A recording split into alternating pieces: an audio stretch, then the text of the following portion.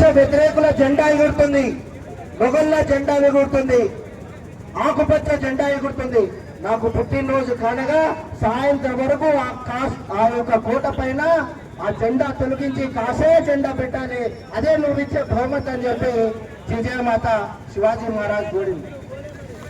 స్నేహితులందరూ కలిసి సాయంత్రం వరకు తల్లికి పుట్టినరోజు కానుకగా ఆ కోట పైకి వెళ్ళేసి అక్కడ ఉన్నటువంటి ఎవడైతే మొఘల్ సామ్రాజ్య రాజు ఉన్నాడో వాటిని వధించేసి కాషాయ పతాకాన్ని సాయంత్రం వరకు ఎగరేయడం జరిగింది.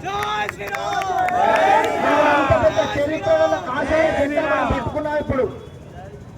కానీ ఛత్రపతి శివాజీ మహారాజ్ గానే ఒక ద్వేషదోహ గుండెలలో ఒక వణుకు పుడుతుంటుంది.